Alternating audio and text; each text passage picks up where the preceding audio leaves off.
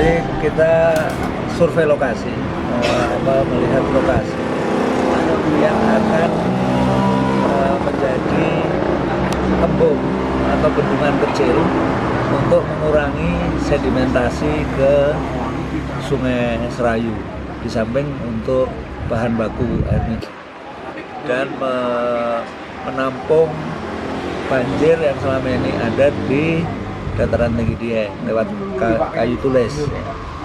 Itu lokasi untuk embung dan mungkin nanti juga kawasan kampung ilmu. Jadi kita juga lagi mau membangun sebuah semacam pusat pelatihan untuk petani, belajar bagaimana pertanian yang sehat, termasuk juga bagaimana pengolahan. Ini sebenarnya sudah terlambat, jadi ini bagian dari upaya bagaimana menyelamatkan Sungai Serayu, karena Sungai Serayu sedimentasinya sudah sangat besar dan itu terlihat pada Waduk Merica yang sekarang sudah terancam untuk tutup karena sedimentasi yang terlalu banyak. Nah, itu membutuhkan satu upaya yang lebih serius di kawasan hulunya untuk menahan atau mengurangi sedimentasi. Jadi yang pertama tadi embung itu bendungan kecil itu untuk menampung air pertama yang dari Sungai Tulis ya, dan juga beberapa sungai kecil yang nanti ke arah Serayu. Sedimentasi atau air limpasan yang ada di Dieng akan ditampung dulu di situ. Jadi itu mengurangi bagaimana air hujan masuk ke dalam sungai besar yang kemudian membawa sedimentasi. Sebenarnya intinya adalah menahan sedimentasi. Di samping itu juga itu akan menjadi tempat pelatihan bagaimana petani bertani secara sehat. Misalnya petani kentang yang selama ini dianggap sebagai yang bertanggung jawab terhadap sedimentasi yang banyak ke Sungai Serayu, bisa dibantu sebenarnya bagaimana mengalihkan pertanian mereka ke misalnya sektor ekonomi lain. Kemudian juga bagaimana petani dengan cara yang lebih sehat, tidak merusak alam, pilihan-pilihan tanamannya juga lebih dipikirkan supaya tidak menambah sedimentasi. Sebenarnya itu.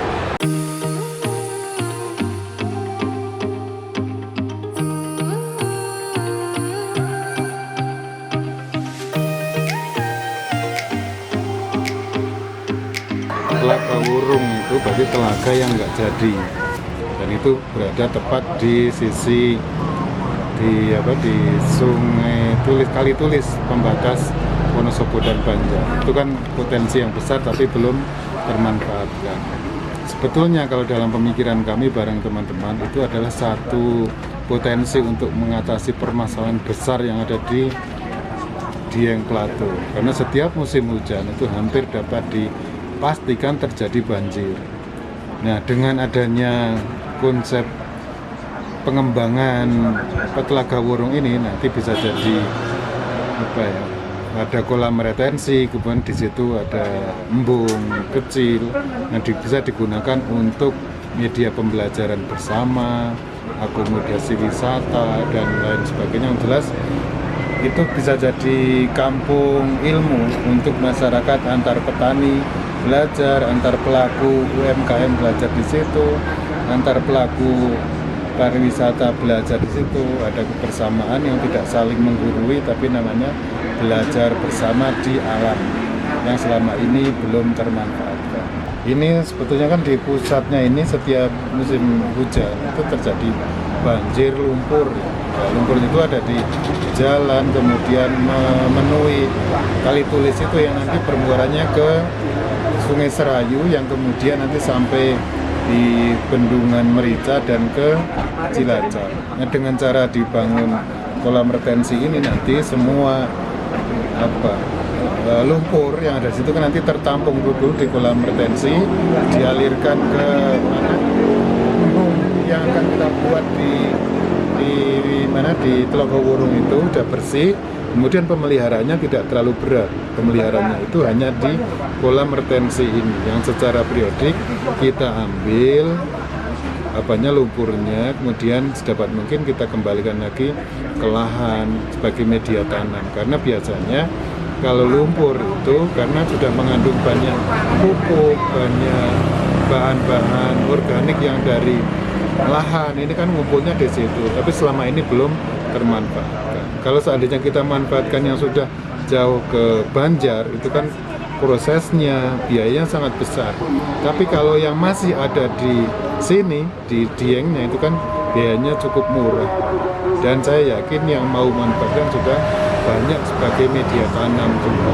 Terkait isu lingkungan, isu sedimentasi kan bukan masalah sederhana. Ini ada masalah sosial, ekonomi, masalah lingkungan, dan yang paling penting sebetulnya terkait kebersamaan kita. Jadi pemerintah juga harus ada sinergi antar dinas.